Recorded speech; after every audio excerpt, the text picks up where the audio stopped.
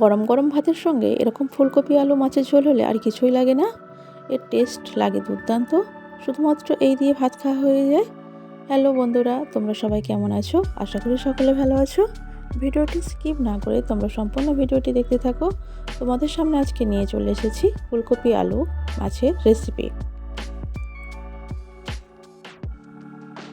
প্রথমে আমি মাছগুলোকে মশলা মাখিয়ে হালকা করে ভেজে নেব। বেশি কড়া করে ভাজবো না আমি। মাছ ভাজা হয়ে গেলে এখানে আমি ফুলকপি নুন দিয়ে হলুদ দিয়ে লাল লাল করে ভেজে নেব।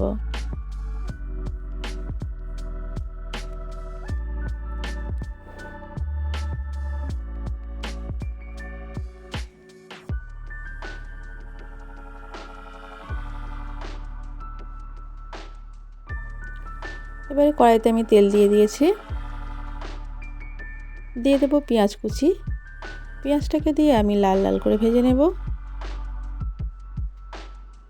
এবারে দিয়ে দেব এর মধ্যে আলুগুলো।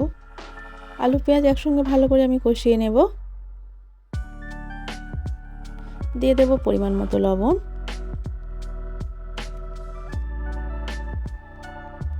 দিয়ে দেব হলুদ গুঁড়ো।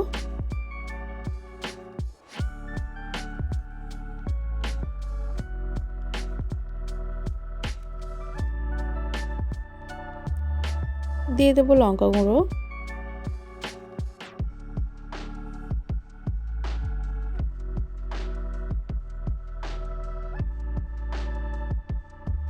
দিয়ে দেব আদা রসুন পেস্ট। দিয়ে আমি একটু জল দিয়ে ভালো করে মশলাটাকে কষিয়ে নেব। মশলার কাঁচা গন্ধটা যাতে চলে যায় ভালো করে কষিয়ে নেব আমি।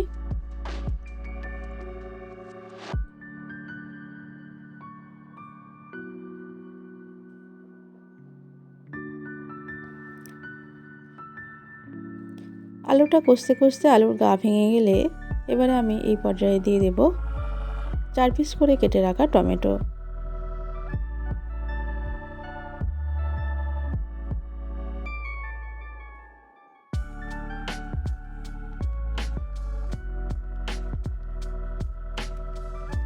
দিয়ে দিচ্ছি টমেটো কুচি। টমেটো দিয়ে আলুটাকে আমি ভালো করে কষিয়ে নেব। এবারে দিয়ে দেব ভেজে রাখা ফুলকপিগুলো।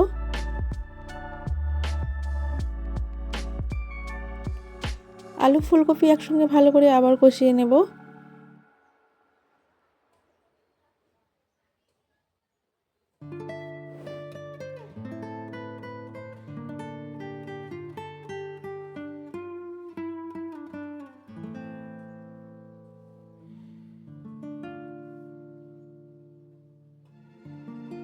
এবারে দিয়ে দেব জল। জল দিয়ে আমি 20 মিনিট ফুটিয়ে নেব।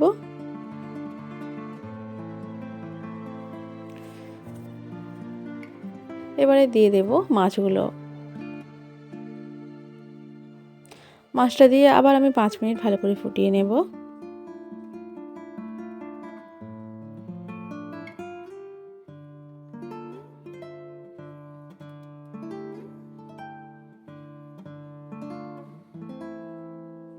দেখো আমাদের ফুলকপি আলু মাছের ঝোল পুরো রেডি।